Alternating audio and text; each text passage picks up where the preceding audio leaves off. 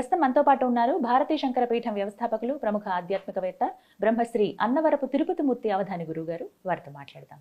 గురుగారు నమస్కారం అండి. ఓం శ్రీ మహాగణాధిపతయే నమః. గురుగారు, నక్షత్రాల గురించి మాట్లాడతా అండి. 27 నక్షత్రాలు ప్రధానంగా అశ్విని నుంచి చెబుతూ ఉంటారు. కృత్తికానా? అదేమిటి? నక్షత్రాలలో మొట్టమొదటిది కృత్తికా నక్షత్రం అమ్మ. అవునండి. అంటే చివరిది భరణి నక్షత్రం. మనకు గణితంగా జ్యోతిష్యంలో అశ్విని భరణి నుంచి మొదలు పెడతాం కానివ్వండి, మొట్టమొదటిదే కృత్తికా నక్షత్రం. అగ్నిర్నః పాతు కృత్తికా, కృత్తికా నక్షత్రం అగ్నిర్దేవతాగ్నే అని మొదలు పెడితే వేద ప్రమాణం మొట్టమొదటిదే కృత్తిక. ఓ, కానీ మనం మాత్రం నక్షత్రాలు చూసినప్పుడు అశ్విని భరణి కృత్తిక. జ్యోతిష్యంలో మనం అది తీసుకుంటున్నాం. వేద ప్రమాణం కృత్తిక ప్రారంభం.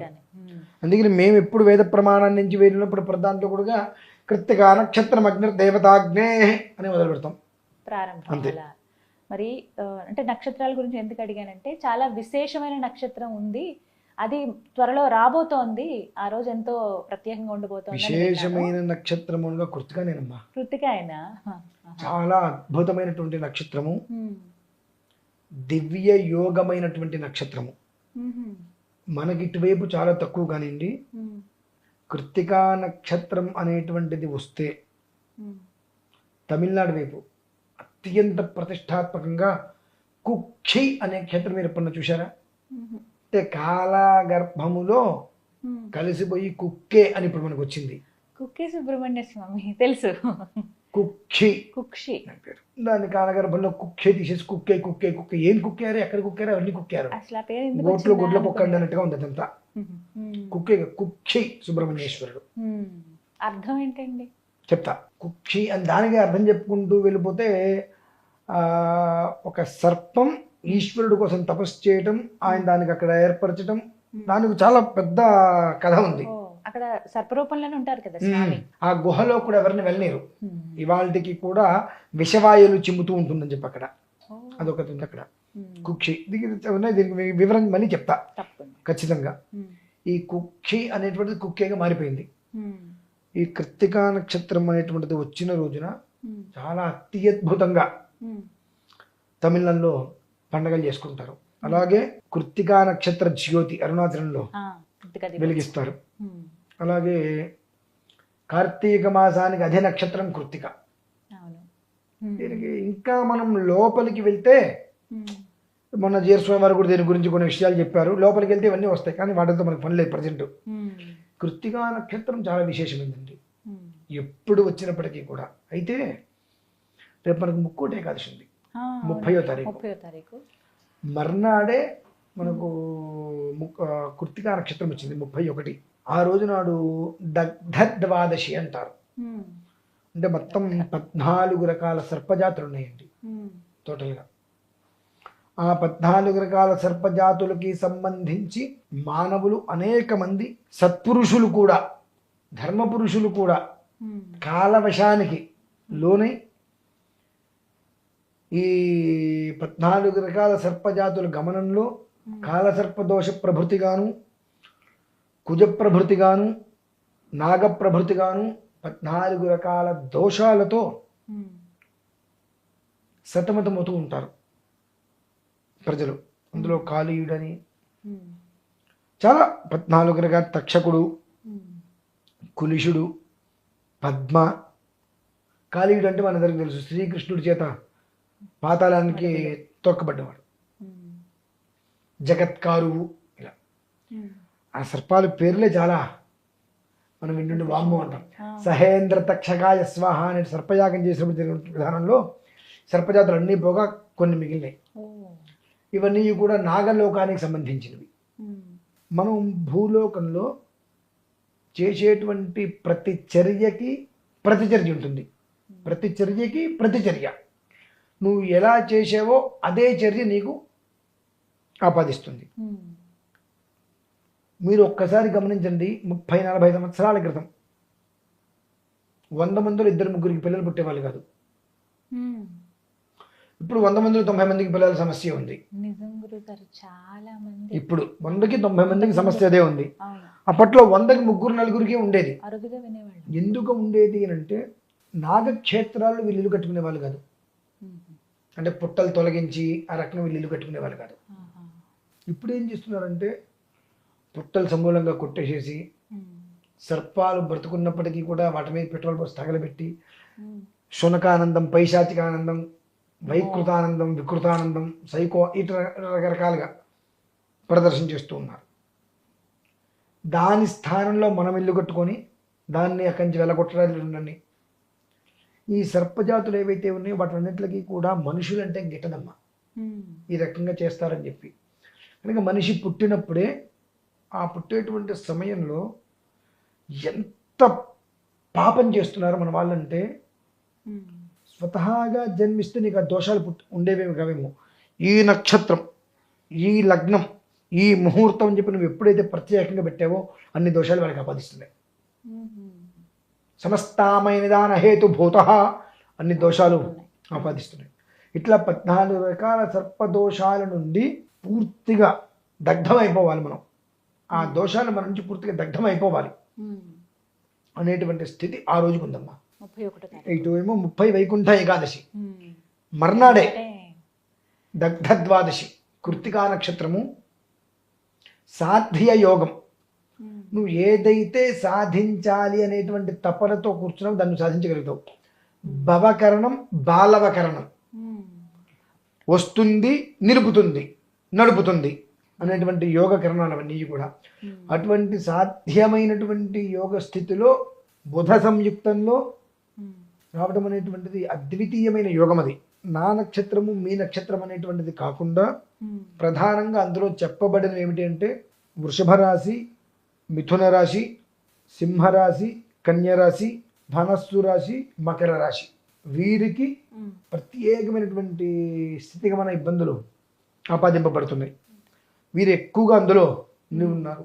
నక్షత్ర ప్రభావంగా మనం వివరించుకోవాలి అనుకుంటే ఇందులో ప్రధానంగా తీసుకుంటే మేషరాశి, వృషభ రాశి.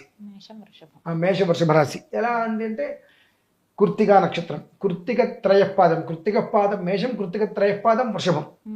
ఇందులో మీరు గమనిస్తే అశ్విని భరణి కృత్తికా పాదం మేషం, కృత్తిక త్రయపాదం రోహిణి మృగశిరార్థం వృషభం అన్నారు.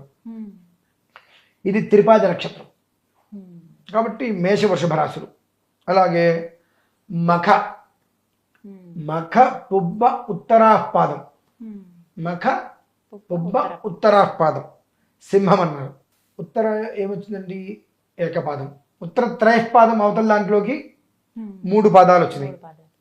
ఇటు చూసినా కృత్తిక ఉత్తర, ఉత్తర మొదటి ఒక పాదం సింహంలోకి వచ్చింది, మొదటి 3 పాదాలు కన్యలోకి వచ్చినాయి. ఉత్తర త్రయపాదం హస్త చిత్తార్థం కన్య అన్నారు. కృత్తిక ఉత్తర ఉత్తరాషాఢ,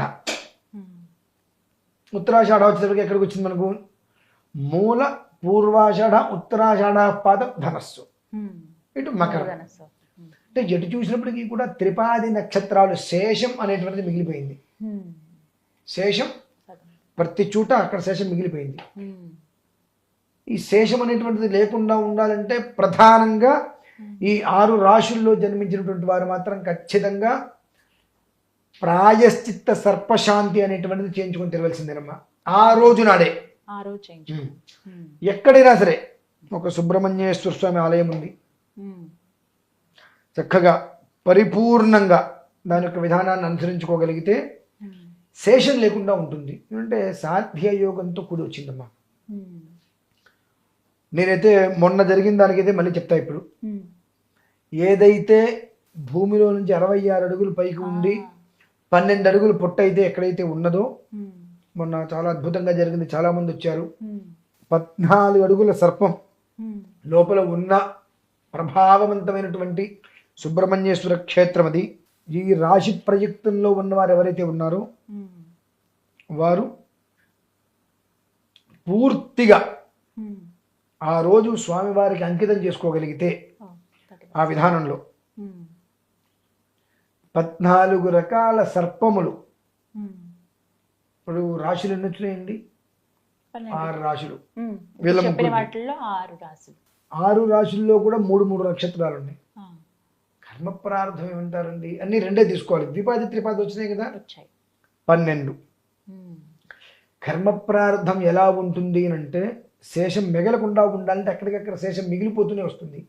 కనుక దైవాత్తు భగవంతుడి యొక్క పరిపూర్ణ అనుగ్రహంతో కృత్తికా నక్షత్రము, దగ్ధద్వాదశి, సాధ్యయోగము, భవకరణం, బాలవకరణం, సౌమ్యవారం ఇన్ని కలిసి రావడం అనేటువంటిది మన భాగ్యంగా భావించి పూర్తిగా అక్కడ దానికి సంబంధించినటువంటి కృత్తికా నక్షత్ర ప్రయుక్తంగా సర్పశాంతి అక్కడ జరిపించుకోవడం అనేటువంటిది ప్రతి మనిషికి అవసరమే. అథవా ఈ 6 రాశుల వారికి మాత్రం అత్యవసరం. ఎందువలనంటే ఇది ఏమవుతుంది చేసుకోకపోతే అనుకుంటే తర్వాత వచ్చేటువంటి ప్రభావం అంటే మనకు అగ్నిర్నఃపాత కృత్తికా నక్షత్రం దేవమింద్రియం విదమాసాం విచక్షణం హవిరాసం జుహోతన యస్య భాంతి రశ్మయో యస్య కేతవః యస్యేమా విశ్వా భువనాని సర్వా సకృత్తికాభిరభిసంవసానః అగ్నిర్నో దేవస్సు వితేజ ధాతు. అగ్నిమూలంగా అగ్ని ప్రయుక్తంతో కృత్తికా నక్షత్రము అంటేనే తేజస్సు, అగ్ని. విచిత్రం, దానికి అధిపతి అగ్ని. కృత్తికా నక్షత్రానికి అగ్ని అధిపతి. ఆ నక్షత్రం ఎవరిది? సుబ్రహ్మణ్యేశ్వర స్వామిది. ఆ రోజు వచ్చింది ఏంటి? ద్వాదశి అంటే దగ్ధయోగం. ఎటు నుంచి ఎటు చూసినప్పటికీ కూడా మన దగ్గర ఉన్నటువంటివి మనకు సంబంధం లేకపోయిన జన్మతహాగా కూడా మన పూర్వీకుల ద్వారా మనకు సంక్రమించి మన కుటుంబాన్ని వృద్ధికి తీసుకెళ్ళనీయకుండా అనేక రకాలుగా ఆటంకాలు తీసుకొచ్చేటువంటిది ప్రతిదీ శేషం అనేటువంటిది లేకుండా దగ్ధమైపోయేటువంటి సుదినం, పర్వదినం. ఆ ఒక్క రోజుని జాగ్రత్తగా కనుక వాళ్ళు మలుచుకోగలిగితే 12 నెలలు 11 నెలల 15 రోజులు వ్యవధిలో మాతృత్వ సిద్ధి ఏర్పడుతుందమ్మా ఖచ్చితంగా. ఎందుకంటే ఆ స్వామివారి అనుగ్రహంతో 700 కుటుంబాలకు పైన సంతానం కలగడం. మొన్న అక్కడికి ఆ వీడియోస్ కూడా మీకు వస్తే పంపిస్తాను. సుబ్రహ్మణ్యేశ్వర స్వామి వారికి హోమం చేస్తుంటే ఆ హోమం నుంచి సర్పాకృతి బయటకు వచ్చిందండి. అక్కడ మనకు సంబంధం లేదు, మనం హోమం చేస్తున్నాను. ఆ వీడియో తీశారు, నా వెనకాల కూర్చున్న ఆవిడ మాట వచ్చి అందరికి చూపిస్తే ఆశ్చర్యపోయారు. ఆ అగ్నిహోత్రం నుంచి అలా సర్పాకృతి ఇలా వస్తే ఒక్క క్షణం చూసి ఆశ్చర్యపోయారు అందరూ కూడా. అక్కడ ఉన్నాడు అనేటువంటి నిదర్శనం. తర్వాత ఆ రోజు మీకు ఒక విషయం చెప్పా, లైట్ ఫోకస్ పడుతుందని కూడా. చాలా మంది లైట్ ఫోకస్ ఎలా పడుతుందండి, మీరు ఫోకస్లు పెట్టక ముందే అడిగారు. అందరూ వచ్చారమ్మా అక్కడికి. వాళ్ళందరికీ ఆ ప్రాంతం మొత్తం చూపించా. కొండ మీద ఎంత ప్లేస్ ఉంది తెలుసా అమ్మా? మొత్తం పుట్ట దగ్గర నుంచి ముందుకు వెళ్తే 30 అడుగుల లోపే ఉంటుంది ప్లేసు. అందులో ఒక 10 అడుగులు 12 అడుగులు 11 అడుగులు పుట్ట తీసేసుకుంది. విడిగా వీళ్ళందరూ కూర్చోడానికి 15 అడుగుల ప్లేసే ఉంది అక్కడ. అంతకుమించి ప్లేస్ లేదు. గట్టిగా ఒక 50 మంది వస్తే కూర్చోడం కష్టం. అక్కడ కొండలా ఉంటుంది, దిగాలి. ఒక 40-30 మెట్లు దిగితే కానీ ఇల్లు ఉండవు. ఫ్లాట్గా సమానంగా ఇట్లా ఉంది కొండ. అక్కడ ఆ గట్టు దిగితే మొత్తం కిందకి వెళ్ళిపోవాల్సింది. అంత మధ్య నుంచి లైట్లు ఎలా వేస్తారండి? ఒక్క క్షణం అందరికి అక్కడ చెప్పేటప్పటికి ఆశ్చర్యానికి గురయ్యారు. అంటే స్వామి ఉన్నాడు అంటానికి అనేక లీలలు చూపిస్తూ ఉంటారు మనకు. అయితే ఇతపూర్వం కొంతమందికి మీరు స్వామివారు వచ్చినప్పుడు చాలా ఇబ్బంది పడ్డారు. ఆ రోజు అక్కడ చెప్పారమ్మా, ఎవరో కళ వచ్చిందిట, మానసాదేవి. ఎక్కడో మానసాదేవి కళ వచ్చి ఇక్కడికి నువ్వు రానంటే వాళ్ళ అత్తగారు వాళ్ళందరూ అమ్మ అంత దూరం మేము వెళ్ళలేము అని అంటే, నా రూపంలో అక్కడికి దేనికి నేను ఇక్కడ వెలిచి ఉన్నాను అని చెప్పి నేను ఆయన కళలోకి వచ్చి చెప్పాంట. దారి మొత్తం చూపిస్తే ఆయన అది వెతుక్కుంటూ వస్తే ఆయనకి కళలో ఏదైతే కనుక పుట్ట కనిపించిందో మానసదేవి తర్వాత ఏ పుట్ట, ఏ ద్వారం, ఏ మెట్లు, ఎట్టుంచి ఏ దారి కనిపించిందో అలానే తీసుకొచ్చేట. చెప్పి ఆశ్చర్యపోయారు. మేము దిగేసిన తర్వాత తెనాల నుంచి దంపతులు వచ్చారు. వీడియో చూసి ఏముందిలే ఊరికే రకరకాలుగా చేస్తారనుకుంటే ఒళ్ళు మంటలు పట్టేసింది. ఆ కంచిగా మేము దిగేసాము, వచ్చారు. మళ్ళీ వీళ్ళందరూ పైకి వెళ్ళారు. మళ్ళీ కారు వేసుకొని దూరం నుంచి వచ్చారని చెప్పి పైకి వెళ్ళంగానే ఆవిడ మీదకి వచ్చేసేసి ఆవిడ కింద పడి పొర్లి, నన్ను క్షమించు, నేను తప్పు చేశాను, నువ్వు లేవో నన్నా నేనని చెప్పి అక్కడ చూసిన వాళ్ళు చెప్పినమాట. నోట్లో నిమ్మకాయ పెడితే కసకస నవిలేసి మింగేశారు నిమ్మకాయని. మామూలుగా నిమ్మకాయ ఆ పులుపుకు ఉమ్మేస్తారు, పులుపు చేదు తొక్క చేదుగా ఉంటుంది. ఉమ్మేస్తారు. ఉమ్. అమ్మ నన్ను క్షమించి, నేను ఇంకెప్పుడు ఇలా మాట్లాడను, నేను తప్పు చేశాను, ప్రతి భాగ్యాన్ని నాకు కలిగించని చెప్పి బాగా ఇదవుతుంటే పిల్లలు ఉన్నారు, పెట్ట కూడా చిన్నది, ఉమ్. గబిక్కిని కింద పడితే ఏమైనా ఉండే ప్రమాదం, ఉమ్. మొత్తం ప్రమాదం ఎక్కడ. అదే. నోట్లో నిమ్మగా వేస్తే కరకర నవిలి మింగేశారట. ఉమ్. నాకు భలే ఆశ్చర్యం వేసింది చెప్తే ఆ మాట. ఇవన్నీ కూడా అంటే స్వామివారు ఉన్నారు అక్కడ అని చెప్పి అనేక రకాలుగా ఉమ్. ప్రదర్శన చేస్తున్నప్పటికీ కూడా ఎవరిని ఎక్కడికి పిలిపించారో వాళ్ళనే పిలిపిస్తున్నారు. కాబట్టి ఈ యొక్క కృత్తికా నక్షత్రం రోజు నాడు 31వ తారీఖును సాధ్యమైనంత వరకు వదులుకోకుండా సాధ్య యోగంతో వచ్చింది. కాబట్టి ఈ యొక్క 14 రకాల సర్పాలకు సంబంధించినటువంటి దోషం ఏది, ఏ రకంగా ఎట్నుంచి ఆపాదింపబడుతూ కుటుంబాన్ని అనేక రకాలుగా హింసకి గురి చేస్తూ ఇబ్బంది పెడుతూ మనకు వంశం లేకుండా చేస్తుందో మనకు ఎవరికి తెలియదు. ఉమ్. రకరకాలుగా ఆలోచిస్తూ ఉంటాం. కృత్తికా నక్షత్ర ప్రయుక్తంగా జరిగేటువంటి సర్పశాంతి, ఆశ్లేష నక్షత్ర శాంతి కాదండి, ఉమ్. కృత్తికా నక్షత్ర ప్రయుక్త సర్పశాంతి. ఉమ్. ఆ శాంతిలో పాల్గొని పూర్తిగా దగ్ధయోగం అనేటువంటిది ఏదైతే చెప్పబడిందో అక్కడతోటి మనకున్నటువంటి అశాంతి అనేటువంటి పదాన్ని దగ్ధం చేసుకొని స్వామివారి అనుగ్రహంతో బయటికి రావాలని చెప్పి నేను కోరుకుంటున్నానమ్మా. తప్పకుండా గురుగారు, నిజంగా ఒక అద్భుతమైన అవకాశం. మరి మిమ్మల్ని సంప్రదిస్తే సరిపోతుందా, ఎలా రావాలి? ఫోన్ కాల్ చేస్తే వాళ్ళు ఎప్పుడు రావాలి, ఎలా రావాలి, వాళ్ళు ఏమేమి తీసుకురావాలి కూడా నేను ఆహా, చెప్తారా? ఆ రోజు చెప్పిన వాళ్ళు చెప్పి అన్ని తీసుకురావడము. రెండో రోజు స్వామివారికి అయితే 2 గంటల అభిషేకం జరిగిందండి. అద్భుతం. దివ్య గంధానులిప్తాంగం అని చెప్పి గంధము, భస్మము వాటితో చక్కగా ప్రతి ఒక్కరూ 6 కలశాలతో అభిషేకం చేసుకున్నారు. వచ్చిన వారంతా కూడా ఉమ్. చేస్తూనే ఉన్నారు. 10 బకెట్ల అభిషేకం జరిగింది స్వామివారికి. తృప్తిగా ఉమ్. అమ్మయ్య అనుకున్నా. చాలా సంతోషం. ఇప్పుడు రాబోతున్న 31వ తారీఖు ఇంకొక మాట విశేషంగా చెప్తాను. జరగబోతుంది గురుగారు. ఈ విషయం మొన్న వచ్చిన వాళ్ళందరూ ఒక్కసారి మళ్ళీ వెళ్ళి చూస్తే అర్థమవుతుందమ్మా. ఆ. మేము మొన్న 9, 10 చేశాం కదా. ఉమ్. 9వ తారీఖు మేము మొదలుపెట్టిన దానికి 10వ తారీఖు పూర్తి చేసేటువంటి వ్యవధిలో ఉమ్. పుట్ట పైన ఉమ్. 2.5 అంగుళాలు మళ్ళీ అది పెరిగింది. ఇంకా ఆ. మొదటి రోజు లేనటువంటి మొత్తం పుట్ట ఆకర్షణ వచ్చేసింది పైన. ఉమ్. చాలా సంతోషం అనిపించింది మాకు. అద్భుతం. స్వామి నిదర్శనాలు ఎన్నో చూపించారు. మరి అలాంటి మహిమాన్వితమైన ప్రదేశంలో ప్రతి 31వ మనిషి తారీఖున జరుగుతోంది హోమం. దర్శించుకోవాల్సినటువంటి పుణ్యస్థలం. ఉమ్. అక్కడి నుంచి పైన నామం ఉంటుందమ్మా. ఉమ్. 12 రౌండ్లు తిరిగి వెళ్ళాలి ఖచ్చితంగా. ఇక్కడ సుబ్రహ్మణ్యేశ్వర స్వామి ఆ కొండ పక్క నుంచి ఇట్లా 12 రౌండ్లు తిరిగి వెళ్తే పైన వెంకటేశ్వర స్వామి వారి నామం. ఉమ్. అందుకే నామాల కొండ. నామాల కొండ వచ్చిందని పేరు. అందుకనే. ఉమ్. అది అన్ని మహిమలే ఉన్నాయి, ఖచ్చితంగా దర్శించుకోవాలి. చాలా చక్కగా చెప్పారండి. ఎదురు చూస్తున్నారు ఎవరైతే తెలుసుకోవాలనుకుంటున్నారో ఈ వివరాలు, సంతానం కోసం ఎదురు చూసే వాళ్ళకి అత్యద్భుతమైన ఒక గొప్ప వరం ఇది సుబ్రహ్మణ్య స్వామి వారు మనకు అందిస్తున్నది. మీరు నెంబర్ ఇస్తామండి, ఆ నెంబర్కి మీరు కాల్ చేసి వివరాలు కనుక్కోండి. ఎవరైతే ప్రత్యక్షంగా వెళ్ళాలనుకుంటున్నారో వారు వెళ్ళి ఆ రోజు జరిగేటువంటి కార్యక్రమంలో పాల్గొనండి. ధన్యవాదాలు గురుగారు.